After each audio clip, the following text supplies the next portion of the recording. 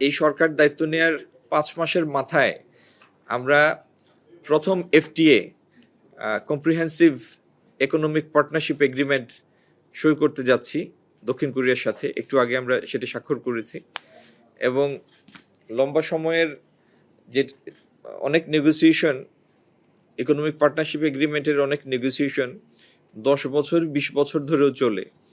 আমরা অল্প সময়ে টার্গেট সেট করে সেই আলোচনাটা আল্লাহর রহমতে সম্পন্ন করেছি এবং এই চুক্তির ফলে বাংলাদেশের ৯৭% পণ্য এবং সেবা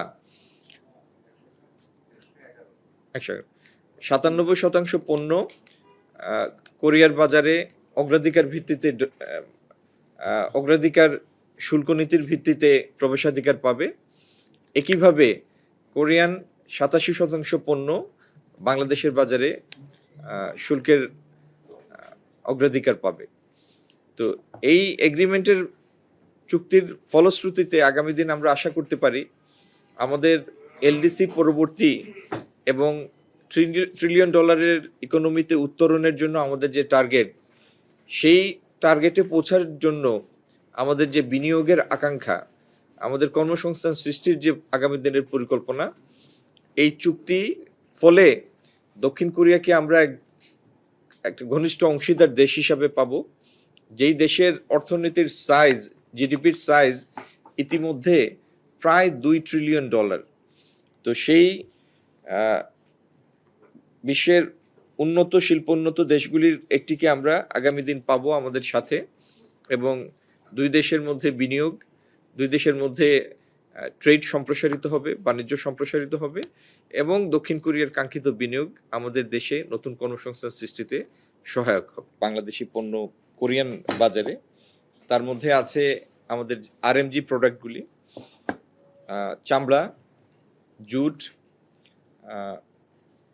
এই সমস্ত পণ্য অগ্রাধিকার পাবে এবং কোরিয়ার ক্ষেত্রেও নির্দিষ্ট কিছু কৃষি পণ্য, প্লাস্টিক, সিকেডি আর এই সমস্ত পণ্য বাংলাদেশের বাজারে অগ্রাধিকার পাবে, শুল্কের অগ্রাধিকার পাবে। আমরা কেয়ারফুলি সতর্কতার সাথে সেগুলি পর্যবেক্ষণ করেছি। মুক্ত বাণিজ্য চুক্তির মূল লক্ষ্যটা কি, এটা একটু আমাদের খেয়াল করা দরকার। প্রত্যেকটা দেশের কোনো কোনো পণ্যের ক্ষেত্রে কম্পারেটিভ অ্যাডভান্টেজ থাকে, এফিসিয়েন্সি থাকে। সেই পণ্যগুলি যেন আপনার ভোক্তা অধিকতর সাশ্রয়ী প্রতিযোগিতা মূল্যে ভোগ করতে পারে, সেটা একটা লক্ষ্য। আমরা যে সমস্ত পণ্য উৎপাদন করি, আমাদের পণ্যের জন্য প্রেফারেন্সিয়াল মার্কেট দরকার, প্রেফারেন্সিয়াল অ্যাক্সেস দরকার। সেই প্রেফারেন্সিয়াল অ্যাক্সেস ইউরোপিয়ান ইউনিয়নে ছিল বলেই আজকে আরএমজি প্রোডাক্ট ইউরোপিয়ান ইউনিয়নে আমাদের জন্য একটা সিগনিফিকেন্ট রপ্তানি পণ্য, তাৎপর্যপূর্ণ রপ্তানি পণ্য। তো সেইভাবে কোরিয়া বর্তমান পৃথিবীতে 2 ট্রিলিয়নের একটা ইকোনমি। এরকম একটা বড় শিল্পোন্নত দেশে আমাদের রপ্তানি পণ্যের জন্য একটা অগ্রাধিকার বাজার পাওয়া, এটি আগামী দিনে আমাদের রপ্তানি খাতের বিকাশের জন্য একটা বড় মাইলস্টোন হবে। দ্বিতীয়ত, আমরা যে আমাদের যে কাঙ্ক্ষিত লক্ষ্য 2034-এ আমরা 1 ট্রিলিয়নের অর্থনীতির আকারে পৌঁছাতে চাই বা আমাদের অর্থনীতিকে 1 ট্রিলিয়ন রূপান্তরিত করতে চাই, জিডিপির সাইজ। তো সেইখানে যেতে হলে আমাদের প্রতি বছর nominal GDP growth compound annual growth rate যেটা সিএজিআর, সেটা 8% হওয়া দরকার। তো সেইরকম একটা প্রতি বাৎসরিক গ্রোথে যাওয়ার জন্য বিপুল পরিমাণ বিনিয়োগ দরকার। সেই বিনিয়োগের জন্য যে কাঙ্ক্ষিত ক্যাপিটাল, পুঁজি, তার পুরোটা বাংলাদেশের নাই। সেজন্য আমরা এফটিএ, এই সেপা এগ্রিমেন্টগুলির মাধ্যমে শুধু বাণিজ্য সম্প্রসারণ না, আমরা বিনিয়োগ আকর্ষণের জন্য, ক্যাপিটাল অ্যাট্রাক্ট করার জন্য সক্ষম দেশগুলির সাথে চুক্তিতে আবদ্ধ হতে চাই। তো সেটির জন্য দক্ষিণ কোরিয়া আমাদের জন্য একটা মডেল দেশ।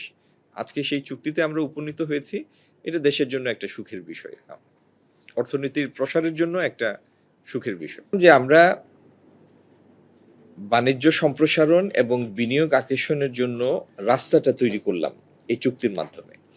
এই সুযোগ কাজে লাগিয়ে আমাদের যে এক্সপোর্ট সেক্টরগুলি, যেমন জুট, লেদার, আইটি, বিকাশমান, যেটি শুরুই হয় নাই, খুবই নেসেন্ট স্টেজে, কিন্তু আশা করছি আমরা আগামী দিনে বিকাশ লাভ করবে সেমিকন্ডাক্টর, আমাদের ফার্মাসিউটিক্যাল ইন্ডাস্ট্রি, এই আইটি সেক্টর, এই সমস্ত খাতগুলিতে, ship building, ship recycling, light engineering, এগুলিতে আগামী দিনে আমাদের এখানে বিনিয়োগ আকৃষ্ট হবে।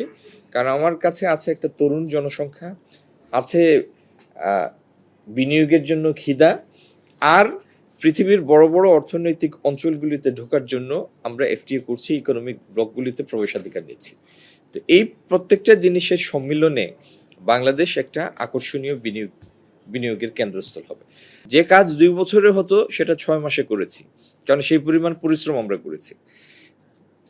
তাড়াহুড়া না, আমি আবারও রিপিট করছি, আমরা কাজটা আল্লাহর রহমতে এফিশিয়েন্টলি করেছি।